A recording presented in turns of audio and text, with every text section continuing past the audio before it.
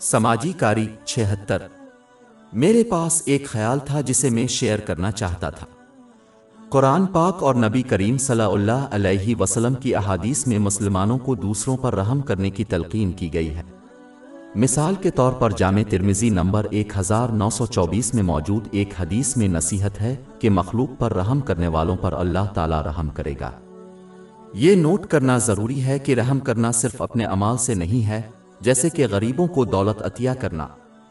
یہ در حقیقت کسی کی زندگی کے ہر پہلو اور دوسروں کے ساتھ تعامل کا احاطہ کرتا ہے، جیسے کہ کسی کے الفاظ۔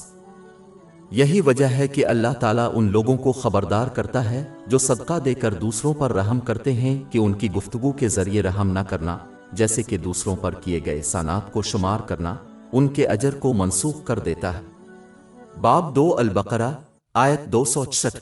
اے لوگو جو ایمان لائے ہو، اپنے صدقات کو یاد دلانے یا تکلیف پہنچا کر باطل نہ کرو۔ حقیقی رحم ہر چیز میں ظاہر ہوتا ہے، کسی کے چہرے کے تاثرات، کسی کی نظر اور اس کی گفتگو کا لہجہ۔ یہ حضور اکرم صلی اللہ علیہ وسلم کی مکمل رحمت تھی اور اس لیے مسلمانوں کو اس پر عمل کرنا چاہیے۔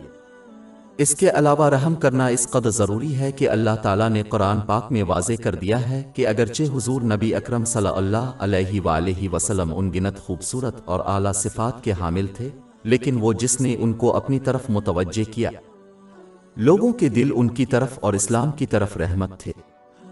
باب 3 علی عمران آیت 159۔ پس اللہ کی رحمت سے اپنے ان کے ساتھ نرمی کی، اور اگر تم بدتمیز اور دل میں سخت ہوتے تو وہ تمہارے ارد گرد سے ہٹ جاتے۔ یہ واضح طور پر تنبیہ کرتا ہے کہ بغیر رحم کے لوگ حضور نبی اکرم صلی اللہ علیہ وآلہ وسلم سے بھاگ جاتے۔ اگر ان کے بارے میں یہ معاملہ تھا، حالانکہ وہ ان گنت خوبصورت صفات کے مالک تھے، تو وہ مسلمان جو ایسی اعلیٰ صفات کے حامل نہیں ہیں، وہ سچی رحم دلی کے بغیر دوسروں جیسے کہ ان کے بچوں پر مثبت اثرات کی امید کیسے رکھ سکتے ہیں؟ سیدھے الفاظ میں مسلمانوں کو دوسروں کے ساتھ ایسا سلوک کرنا چاہیے جیسا کہ وہ اللہ تعالیٰ اور دوسرے لوگوں کے ساتھ کرنا چاہتے ہیں، جو کہ بلا شبہ سچی اور مکمل رحمت ہے۔